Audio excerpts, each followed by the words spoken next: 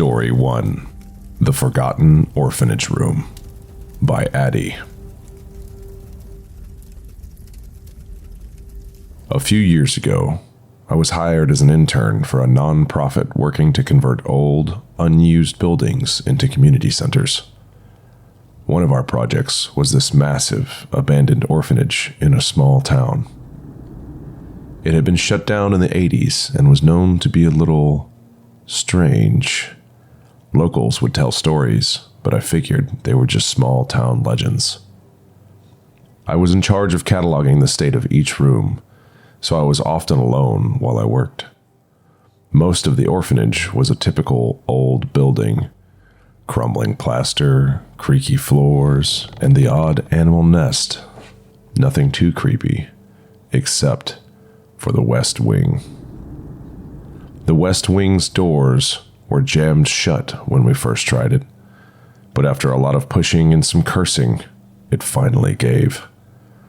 The doors opened with an overpowering smell of old books and dampness. Pretty normal for a building this old. The first few rooms were pretty standard: old classrooms, playrooms, and a decaying nursery. But there was this one door at the very end of the hallway. It was heavier than the rest, with a rusted lock that looked like it hadn't been touched in decades. Something about it just felt wrong.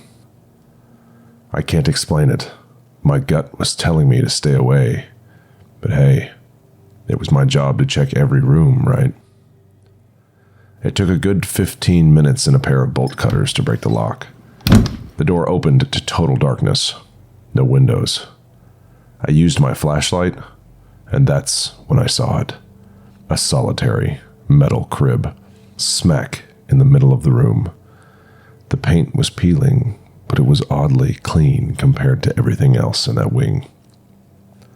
Then there was the doll, an old porcelain thing with a cracked face, just lying there in the crib. It looked way out of place, like someone had left it there recently. Everything inside me screamed to get out of that room. But you know that stupid thing about human curiosity? Yeah, it got the best of me. I reached down to pick up the doll. It was heavier than it looked. As I lifted it, a folded piece of paper fell from underneath it. I quickly put the doll back and unfolded the paper. It was a note, written in faded ink. "They won't let me see her. They say she's sick, but I hear her crying every night from this room. Why won't they let me see my baby?"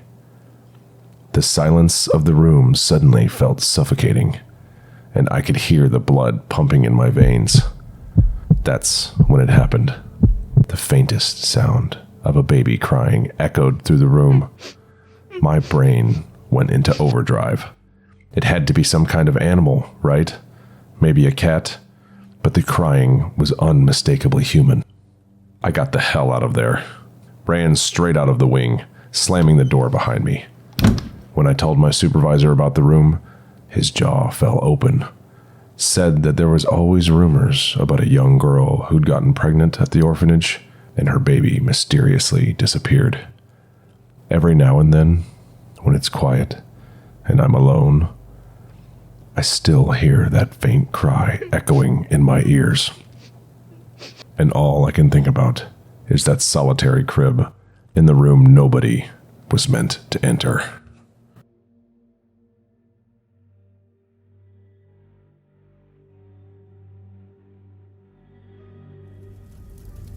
Story 2: Rooms Not Quite Empty by Gelo. Back in college, I had this part-time job with a small property maintenance company. It was just a bunch of us students doing odd jobs like painting, mowing lawns, and cleaning out old buildings.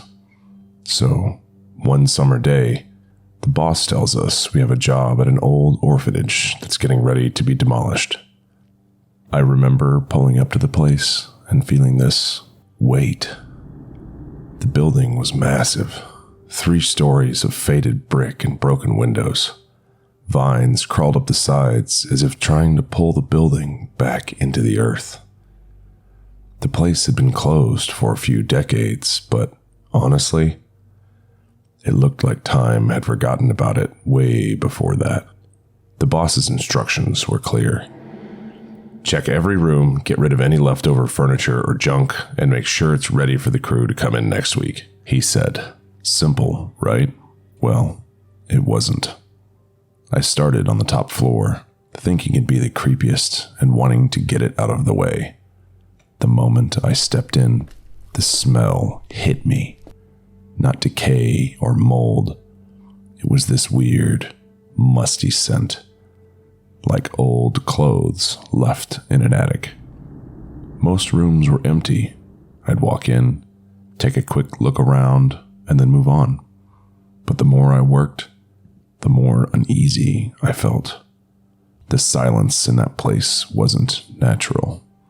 Every footstep echoed way more than it should have, and sometimes I could swear I heard a faint whisper right after. My rational self chalked it up to maybe old pipes or the wind. I was about halfway through the 3rd floor when I walked into a room and stopped. There, in the middle of the floor, was a lone wooden rocking horse. It was old-fashioned, with paint chipped off in places. But what freaked me out was that it was moving slowly, rocking back and forth.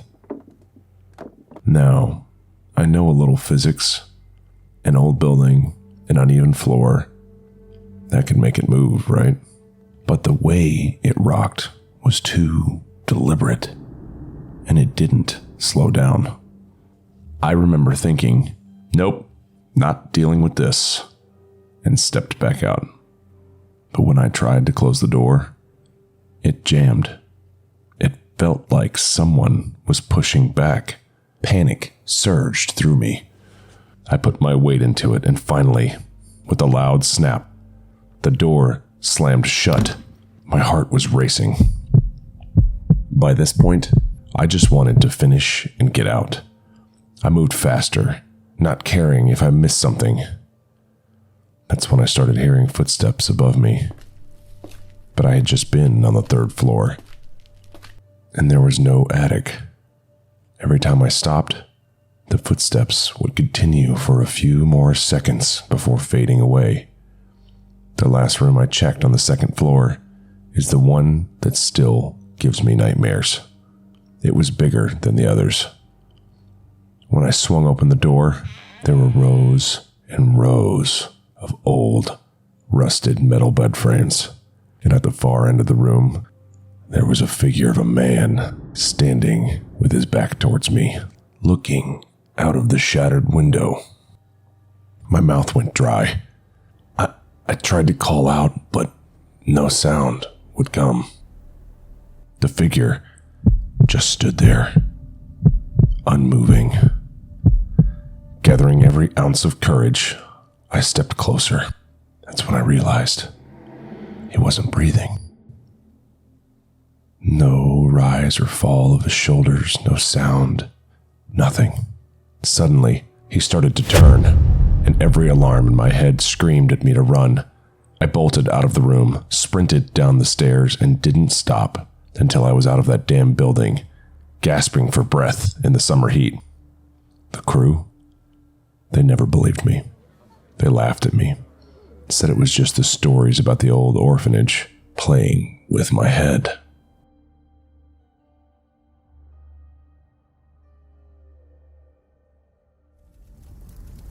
Story 3, Tall Shadows, by Jeffrey. It was 1997, I think. I was 10 and had been at this orphanage for a couple of years. It was this massive, imposing building, you know, the type with those high, cold ceilings and long, dark corridors. All the rooms were numbered, but no one ever talked about room 12. It was locked, and whenever you'd ask the caretakers about it, they'd just avoid the topic or give some vague answer about it being storage. One evening, when the older kids were in charge because the staff had some event, my friends dared me to try and get into room 12. At that age, you're kind of dumb and fearless, so I figured, why not? I managed to swipe a set of old keys that one of the older kids had hidden. The hallways were dimly lit, and as I approached room 12, I felt this weird chill in the air. Not like a ghost or anything, just cold. I tried a few keys, and finally, one turned the lock. The door creaked open slowly. To be honest, I half expected to find just old furniture or something. But what I found was different. It was an old classroom setup, dusty and untouched. Old wooden desks, blackboard at the front, a globe at the corner. But the unsettling part was the drawings. Kids' drawings. But they were bizarre. Faces without smiles. Tall, shadowy figures in the backgrounds. And on the blackboard, written over and over, was the line, "They don't see them, but I do." Just as I was taking in the weirdness of it all, I heard a whisper. It was faint, and came from the back of the room. I strained to hear it, thinking maybe one of the other kids had followed me. "I see you." I nearly jumped out of my skin. I whipped around, scanning the room. There was a small boy, around my age, at the back, huddled between two desks. His clothes were old-fashioned, like from a black and white movie. And his eyes, man, his eyes were just hollow, like he had seen too much for his age. Panicking, I asked him, "Who are you?" He just stared, pointing at the drawings. "They don't believe me, but you do, right? They come at night. Tall shadows." I felt my heart racing. The entire atmosphere felt off. This wasn't a game or a joke. I needed to leave. I muttered something like, I should go, and backed out of the room, locking it behind me. When I rejoined my friends, they were laughing, thinking I was going to make up some spooky tale. But seeing my face, they knew something was wrong. I told them the room was empty, and I handed back the keys, keeping the rest to myself. A couple of days later, I managed to corner one of the older caretakers, Miss Jenkins, someone I somewhat trusted. I told her about the boy and the room. Her face turned white as a sheet. She took a deep breath and explained. Years ago, the room was used for special education, for kids who needed extra attention. There was a boy named Jamie who always spoke about tall, shadowy figures visiting him at night. No one believed him. They said he had an overactive imagination, maybe even some psychological issues. One morning, they found him in that room, silent and still, standing in the corner. When they approached him, they realized he wasn't breathing. There was no explanation, nothing. The room was locked up, and the topic was avoided to prevent scaring the other children. I was dumbfounded. Was that Jamie I saw? Was he trying to tell me something? I'll never really know.